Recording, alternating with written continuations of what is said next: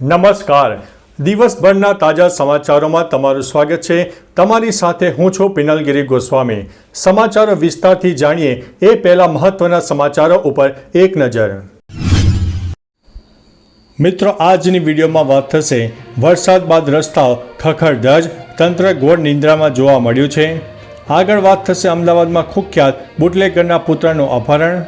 Disco ambulance આ highway છે કે પછી સ્પીડ બ્રેકર? ખેડૂતોની મહેનત ગઈ છે પાણીમાં. વંદે ભારત ટ્રેન ચલાવવા મુદ્દે ઝપાઝપી.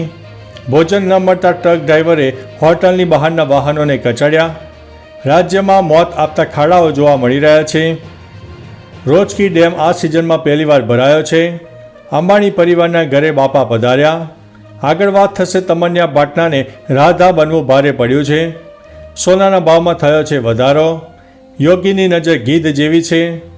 આગળ વાત થશે મેગા સિટીમાં ડેન્ગ્યુને કહે 3 બાળકોના થયા છે મોત. હવે મિત્રો સમાચારો વિસ્તારથી. મેગા સિટીમાં મચ્છરજન્ય રોગચાળાએ માથું ઊંચક્યું છે. ઠેર ઠેર વરસાદી પાણી ભરાતા તેમાં મચ્છરનો ઉપદ્રવ વધતો જોવા મળી રહ્યો છે. અમદાવાદમાં અમદાવાદ મ્યુનિસિપલ કોર્પોરેશનના આરોગ્ય વિભાગની માહિતી મુજબ ડેન્ગ્યુના 688 કેસ નોંધાયા છે અને 3 બાળકીના ડેન્ગ્યુના કારણે મોત થયા છે.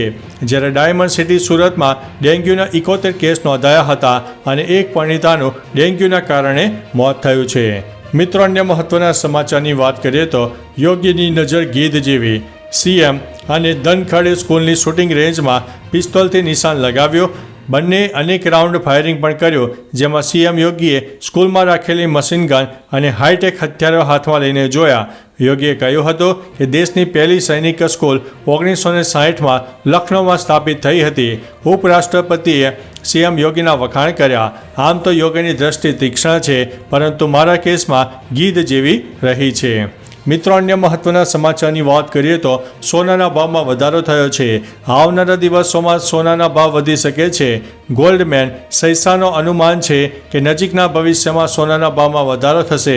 ફર્મનું માનવું છે કે સોનું જોખમ સામે બચવા માટેના સાધન તરીકે લોકપ્રિય બની રહ્યું છે. આવામાં છેલ્લા 2 વર્ષમાં સોનાના ભાવમાં આવેલી જબરદસ્ત તેજીના કારણે વૈશ્વિક રોકાણકારો જેઓ અંતર જાળવી રહ્યા છે તેઓ ફરીથી સોના બજારમાં પ્રવેશ કરી શકે છે. 2025ની શરૂઆતમાં સોનું $2700 સુધી પહોંચી શકે છે. મિત્રો, અન્ય મહત્વના સમાચારની વાત કરીએ તો તમન્યા ભાટિયાને રાધા બનવું ભારે પડ્યું છે. બી ટાઉન અને સાઉથની ગ્લેમર ક્વીન તમન્યા ભાટિયા ઘણા સુંદર હીરોઈનો પર પણ ભારે પડે તેમ છે, પરંતુ તેની તાજેતરની તસવીરોએ ફેન્સને નારાજ કરી દીધા છે. ભારે ટ્રોલિંગ બાદ આખરે તમન્યાએ સોશિયલ મીડિયા પરથી પોતાના ફોટા હટાવવા પડ્યા છે. તમન્યા ભાટિયાએ થોડા દિવસો પહેલાં રાધા રાની તરીકે ડિઝાઇનર માટે ફોટોશૂટ કરાવ્યું હતું. જો કે ટ્રોલ થયા બાદ તમન્યા ભાટિયાએ આ તમામ ફોટો ડિલીટ કરી દીધા છે. મિત્રો, અન્ય મહત્વના સમાચારની વાત કરીએ તો અંબાણી પરિવારના ઘરે બાપા પધાર્યા. દર વર્ષની જેમ આ વખતે પણ અંબાણી પરિવારના આંગણે એન્ટિલિયાના રાજાનું સ્વાગત કરાયું છે. એન્ટિલિયામાં ખૂબ જ ધામધૂમથી બાપાનું આગમન થયું હતું. અનંત અને રાધિકાના લગ્ન પછી આ તેમની પહેલી ગણેશ ચતુર્થી છે. તેઓ બાપાની ભક્તિમાં લીન જોવા મળ્યા હતા. શુક્રવારે સાંજે તેમના ઘરે ભગવાન ગણેશજી પધાર્યા હતા, જેમાં ઈશા અંબાણી પોતાના બાળકોની સાથે જોવા મળ્યા હતા.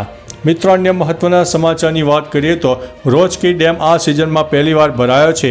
ગુજરાતમાં વરસાદી માહોલ વચ્ચે ભાવનગરમાં ઉપરવાસમાં સારો વરસાદ પડ્યો છે. તેથી આ સિઝનમાં પહેલીવાર રોજકી ડેમ છલોછલ ભરાઈ ગયો છે. તેથી એલર્ટ જાહેર કરવામાં આવ્યું છે. નીચાણવાળા 10 ગામોને એલર્ટ કરી દેવામાં આવ્યા છે, જેમાં થોરાડા, ગોરસ, સાગનિયા, લખુમપરા સામેલ છે. કુંભણ, નાના જાદરા, ઉમણી યાદવરે, મહુવા અને કરતર સહિતના ગામોમાં પણ એલર્ટ પર છે. ડેમ ભરાતા ત્યાંના ખેડૂતો આનંદમાં છે. મિત્રો, અન્ય મહત્વના સમાચારની વાત કરીએ તો રાજ્યમાં મોત આપતા ખાડા તૈયાર. ગુજરાતમાં વરસેલા ભારે વરસાદને કારણે ઠેર ઠેર ખાડાઓનું સામ્રાજ્ય જોવા મળી રહ્યું છે, જેના કારણે વાહન ચાલકો ભારે મુશ્કેલીમાં મુકાયા છે. જીવ પણ ગયા છે. 4 મહાનગરપાલિકામાં સૌથી વધુ અકસ્માતોની ટકાવારી રાજકોટની છે. તેમાં રાજકોટમાં ખાડાઓથી થતો મૃત્યુદર 9.7% થયો છે, જેમાં વડોદરામાં ખાડાઓથી થતો મૃત્યુદર 7.4% છે તથા અમદાવાદમાં ખાડાઓથી થતો મૃત્યુદર 7.4% છે. તેમાં સુરતમાં ખાડાઓથી થતો મૃત્યુદર 5.5% જોવા મળ્યો છે. મિત્રો, અન્ય મહત્વના સમાચારની વાત કરીએ તો ભોજન ન મળતા ટ્રક ડ્રાઈવરે હોટલની બહાર વાહનો કચડ્યા. મહારાષ્ટ્રના પુણેમાં એક ટ્રક ડ્રાઈવરને ખોરાક આપવાની ના પાડવી એ હોટલ સ્ટાફ તેમજ ત્યાંના ગ્રાહકો માટે નુકસાનકારક સાબિત થયું છે. ભોજન પીરસવાની ના પાડવાથી ગુસ્સે ભરાયેલા ટ્રક ચાલકે હોટલના સામે પાર્ક કરેલા તમામ વાહનોને ટક્કર મારીને બદલો લીધો અને અંતે ડ્રાઈવરે ટ્રક સાથે હોટલના મુખ્ય ગેટને પણ ટક્કર મારી દીધી હતી. પ્રાપ્ત માહિતી અનુસાર આ ડ્રાઈવર દારૂના નશામાં હતો. મિત્રો, અન્ય મહત્વના સમાચારની વાત કરીએ તો વંદે ભારત ટ્રેન ચલાવવા મુદ્દે ઝપાઝપી. રાજસ્થાનમાં Udaipur Agra cantt Vande Bharat express train શરૂ થતાં જ રેલવે કર્મચારીઓ વચ્ચે શરૂ થયેલો વિવાદ હવે ઉગ્ર બન્યો હતો. ટ્રેન ચલાવવાને લઈને લોકો પાયલટો વચ્ચે ઝપાઝપી અને મારામારીનો વિડીયો સોશિયલ મીડિયામાં વાયરલ થયો હતો. ગંગાપુર રેલવે સ્ટેશન પર કથિત રીતે લડતા જોવા મળતા લોકો પાયલટ છે જે વંદે ભારત એક્સપ્રેસ ટ્રેન ચલાવવા માટે એકબીજા સાથે લડતા અને ઝઘડતા પણ જોવા મળી રહ્યા છે. મિત્રો, અન્ય મહત્વના સમાચારની વાત કરીએ તો ખેડૂતોની મહેનત ગઈ છે પાણીમાં. રાજ્યમાં કેટલાક સમયથી મેઘરાજા મન મૂકીને બેટિંગ કરી રહ્યા હતા ત્યારે પાટણમાં અવિરત વરસાદે ખેડૂતોની મહેનત ઉપર પાણી ફેરવી દીધું છે. મોટાભાગના ખેતરો જળમગ્ન થઈ જવા પામ્યા છે. તમામ પાકો પાણીમાં ગરકાવ થતાં ભારે નુકસાનની ભીતિ સેવાઈ રહી છે, જેથી ખેડૂતો હવે સરકાર પાસે સર્વે કરીને જમીન ધોવાણ અને પાક નુકસાન સહાય આપવા માંગ કરી રહ્યા છે. મિત્રો, અન્ય મહત્વના સમાચારની વાત કરીએ તો ડિસ્કો એમ્બ્યુલન્સ આ હાઈવે છે કે પછી સ્પીડ બ્રેકર.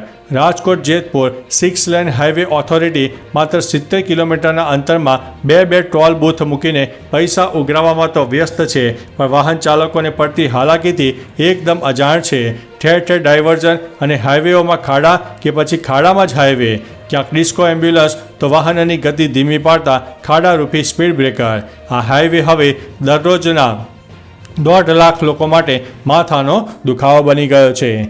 મિત્રો, અન્ય મહત્વના સમાચારની વાત કરીએ તો અમદાવાદમાં કુખ્યાત બુટલેગરના પુત્રનું અપહરણ. શહેરના કૃષ્ણનગર વિસ્તારમાં કુખ્યાત બુટલેગરના પુત્રનું ગુરુવારે રાત્રે મોગીદાટ કારમાં આવેલા શખ્સોએ અપહરણ કરીને માર માર્યો હોવાની ફરિયાદ પ્રકાશમાં આવી છે. આ ઘટના બાદ બુટલેગરના સાગરીકૃતોએ અડધી રાતે કૃષ્ણનગર અને નરોડા વિસ્તારમાં ગાડીઓના કાચ તોડીને આતંક મચાવ્યો હતો. ખુલ્લી તલવારો અને લાકડાના ધોકાઓથી ગાડીઓમાં તોડફોડ કરી હતી. આ અંગે કૃષ્ણનગર પોલીસે ગુનો નોંધ્યો છે.